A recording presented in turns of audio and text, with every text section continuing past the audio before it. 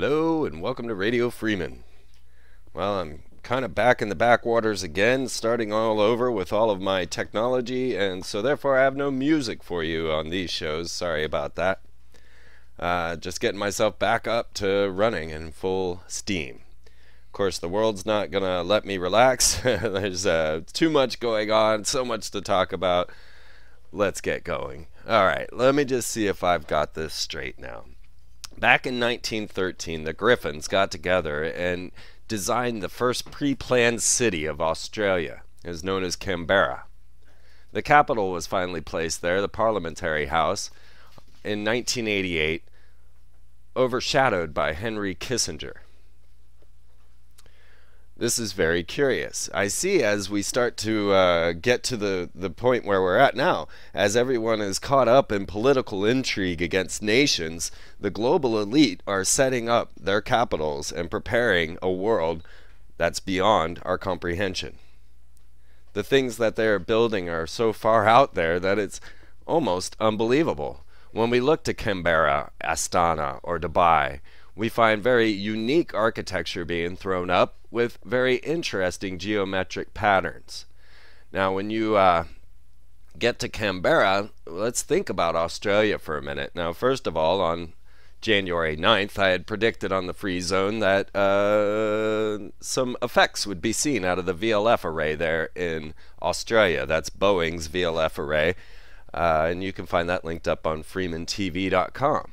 So there was no big surprise, well, maybe a little bit of a surprise when a big droid eye opened up over the continent of Australia, but immediately I knew that was exactly where the VLF array was.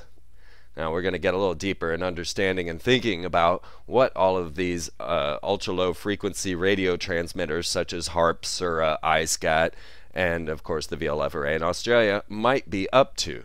And I looked into this many times. If you're unsure, go watch my video on HARP, as you'll see that I told you about Milosevic accusing us of using HARP to cause earthquakes in the Middle East. Now we have Hugo Chavez and the Russian military saying the same thing. For some reason, people are listening now. But when we get to Canberra, this meeting place, as it is known, this is the real meaning of the word Canberra, meeting place. And we get to the idea that over in Australia, if you all remember, that's where they established Echelon. How many of you remember Echelon? I used to make jokes about it on the phone when we would accidentally say bomb, or we would say, you know, anything pretty much out of my mouth. I knew Echelon was going to be triggered. I'm pretty certain I have my own official agent there in Echelon in Australia tracking us. And I don't know if you guys remember Echelon, but this was a UK-US alliance that allowed for spy versus spy, basically working together so that they could spy on America without violating the laws, and the UK could violate their own laws by spying on their people, all in Australia through Echelon. Now, do you remember Bill O'Reilly? Of course you do. Bill O'Reilly and Glenn Beck making it to movie theaters near you these days. Well, Bill O'Reilly actually was reporting on Echelon way back in the day. I think that was mid-90s when I was watching this, and he got into the whole concept of how they could track cell phones so quickly that there was a person in the Middle East that the Russians needed and wanted to kill, and the man knew that he was able to avoid the military of the Russians because their tracking, well, it took about 5 minutes, so he could use his phone for that long. Little did he know that the Echelon used by the Americans was immediate, and as soon as he touched his phone, he was bombed. According to Bill O'Reilly. He was very adamant and very excited about all of this, you know, and as he should well be. That was one of the first violations of our privacy that was quite public. So we have in Australia Echelon. We've got the Boeing VLF array, which is a hexagonal antenna array that's, you know, doing what? We're not too sure. It's certainly not sending Dorito commercials to Ursa Major. Also in Australia, there's more going on because you must realize that there is such a thing as Project Wormwood, which is the Learmonth Solar Observatory, which is very near the VLF array. This is Project Wormwood, and if you realize, Wormwood, of course, is the incoming doom coming from space, according to the Bible. And, straight to its point, Learmonth is set up as a planetary defense satellite or telescope to be watching for these incoming bodies such as G1.9. Is this the case? Is Planet X on its way? Are these being set up as these in preparation, being able to see? Of course, there's the South Pole telescope that also seems to be tracking Planet X. And of course, today I got a report saying the CIA is backing Zecharia Sitchin. No doubts about that. I could see where this would all fill into the pattern. So you can see that Australia is not just simply some little continent sitting off over there, especially take into account that the whole parliamentary triangle, the way that this pre-planned city, the first pre-planned city, was established. Now consider pre-planned cities. We're talking about things like Epcot, like Celebration Florida, or even the Venus Project, made famous through the Zeitgeist movement. But this pre-planned city, set up on a geometrical pattern, was actually established back in 1913. Now you better believe they were deep into the occult back then, and Tesla was just getting pretty well known at that point. As I said, this parliamentary triangle is set up. It also has a hexagonal city layout within that.